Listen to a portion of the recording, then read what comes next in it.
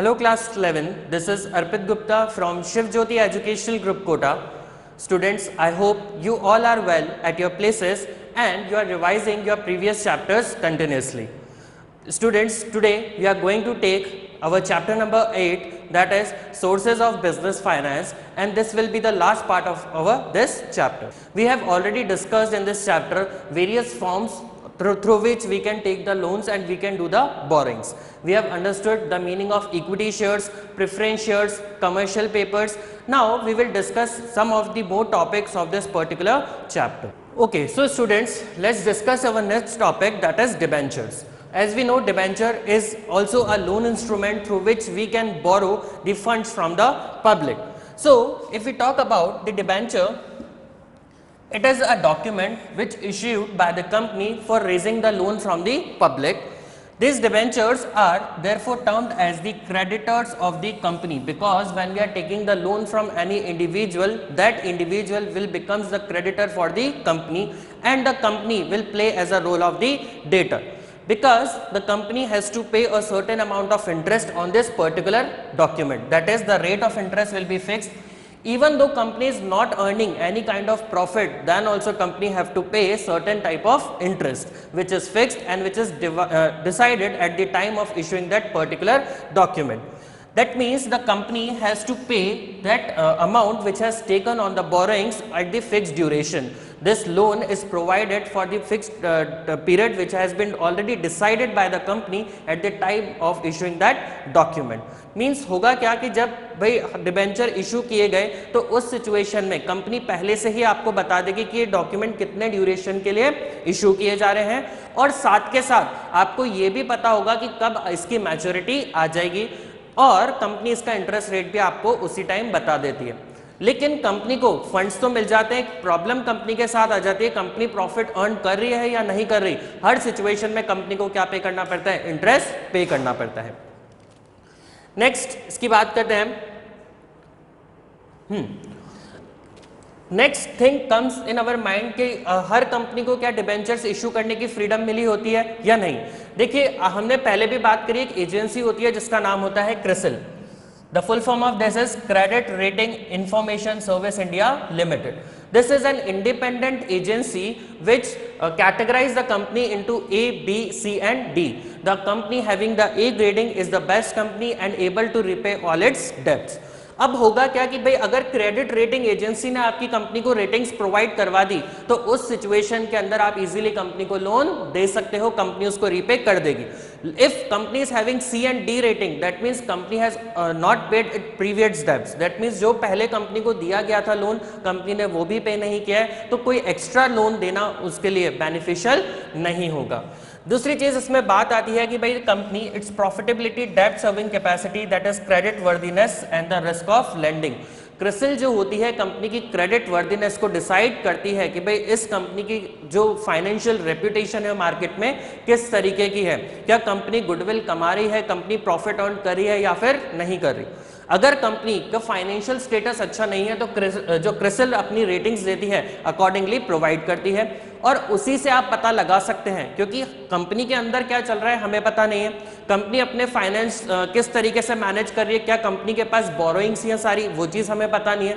तो उस सिचुएशन में हम किसके पास जाते हैं? हम जाते हैं क्रिसिल के पास. क्रिसिल उस कंपनी को एनालाइज करती है, उसके फाइनेंशियल स्टेटमेंट्स को चेक करती है और उसके बाद बताती है कि भाई कंपनी को लोन देना चाहिए या फिर नहीं देना चाहिए. Next let's talk about the merits.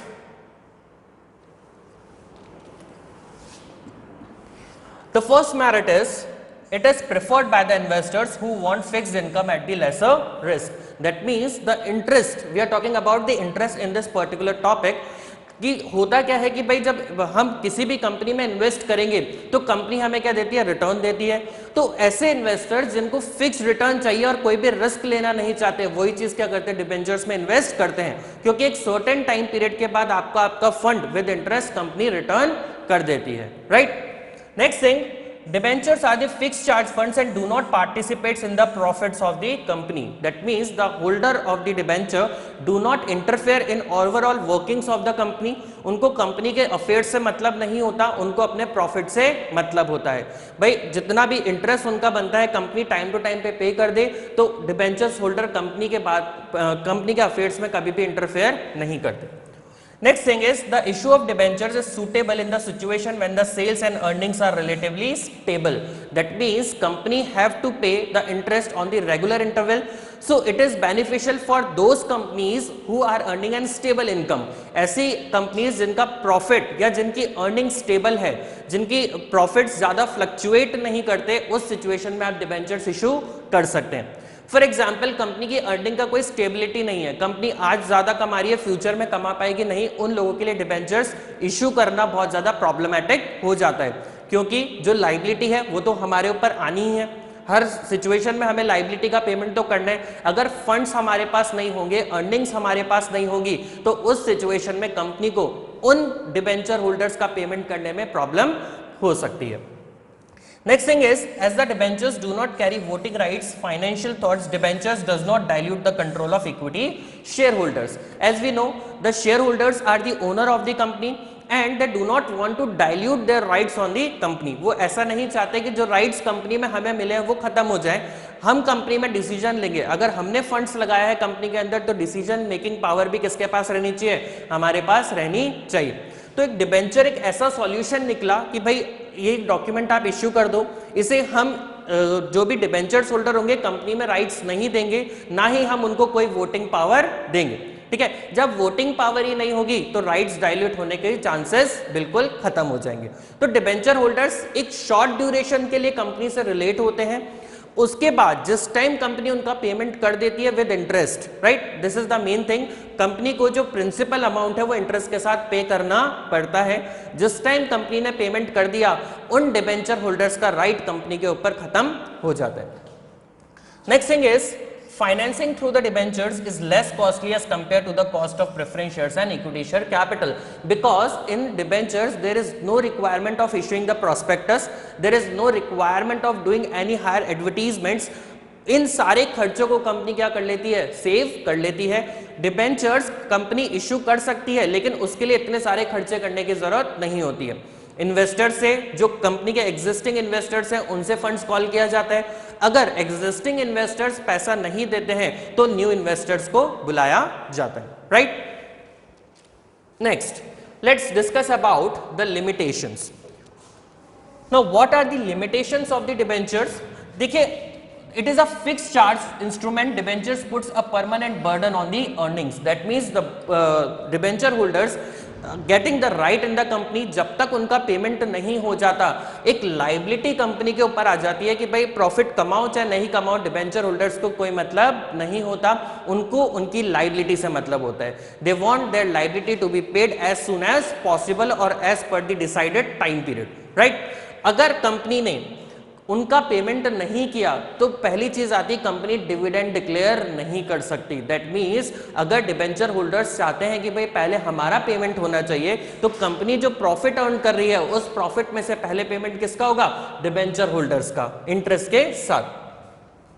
देखिए, नेक्स्ट चीज जो हमारे सामने आती है, डिबेंचर्स दो टाइप के होते हैं, redeemable and irredeemable. Now what are these terms? देखिए, रिडीमेबल की बात करते हैं सबसे पहले।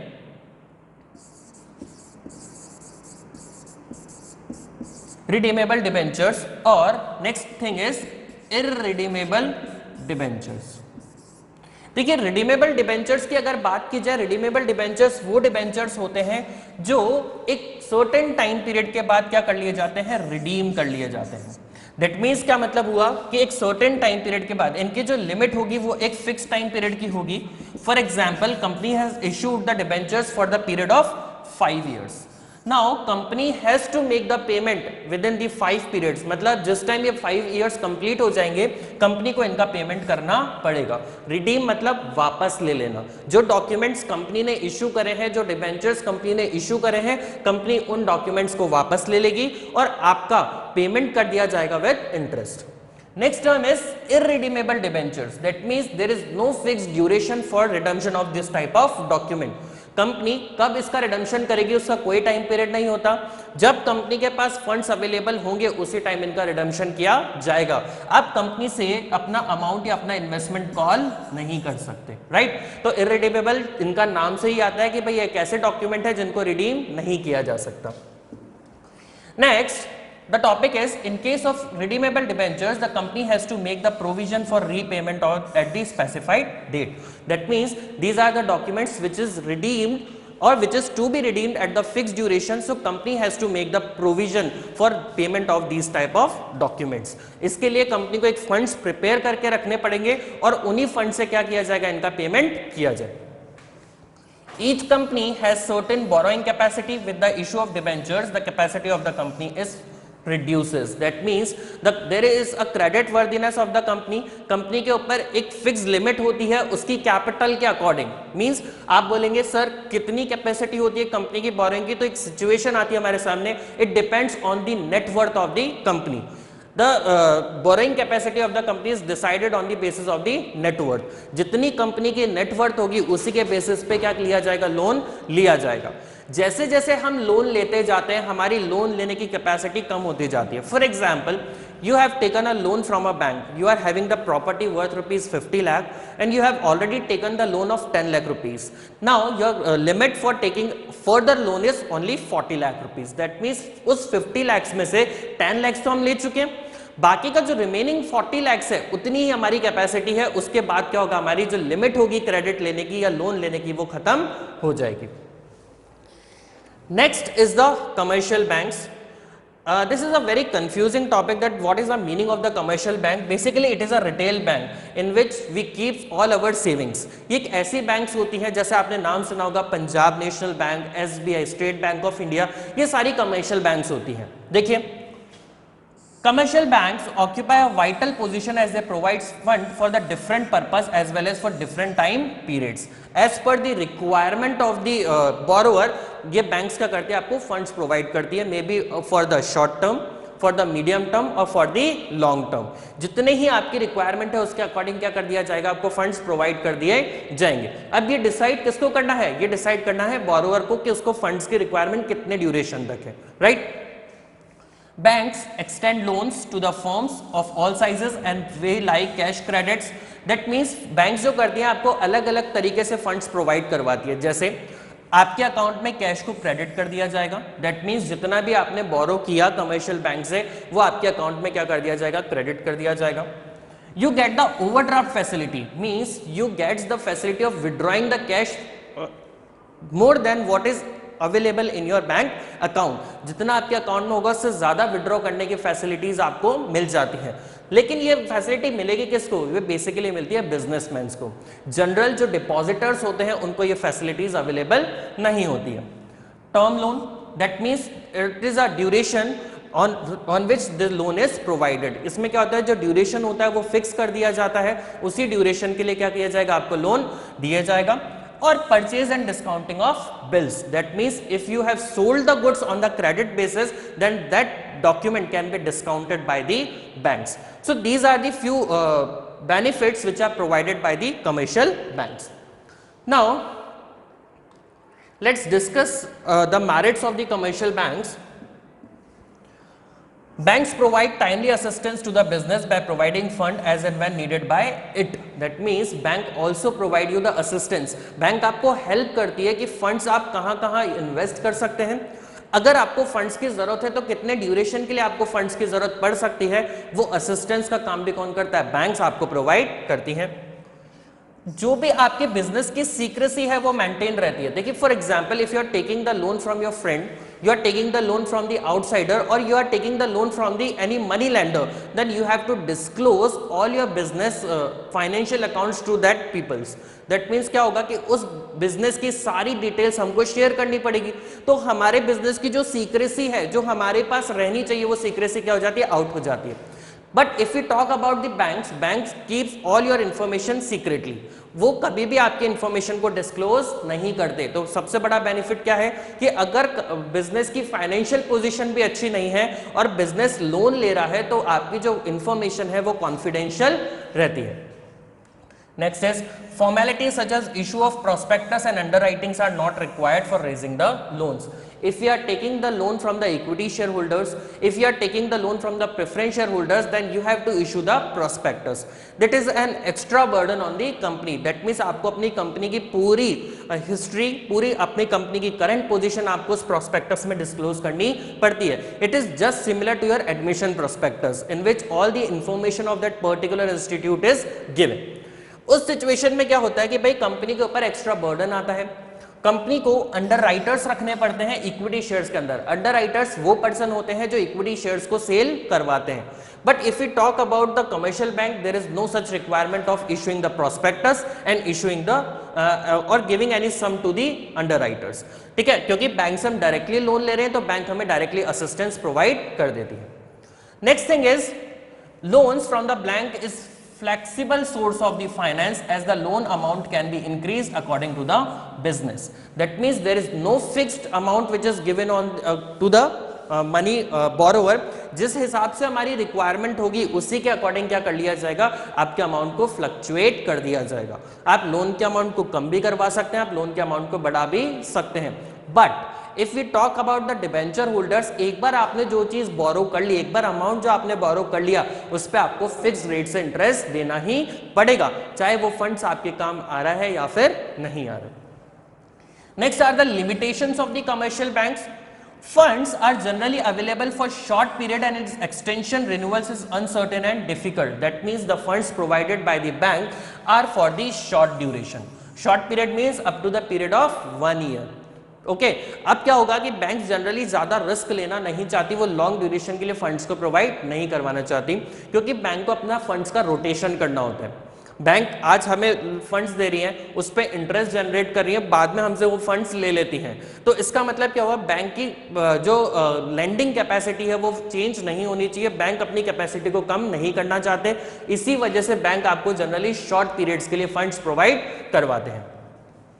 Banks makes detailed investigation of the company's affairs, financial structure, etc., and may also ask for the security of the assets. That means when you are taking the loan from the bank asks for some security. Means आपको अपनी कोई property क्या करनी पड़ती है, mortgage करनी पड़ती है, बैंक के पास एज अ सिक्योरिटी देनी पड़ती है, और उस सिक्योरिटी के अगेंस्ट ही आपको क्या मिलते हैं, फंड्स अवेलेबल करवाती है बैंक.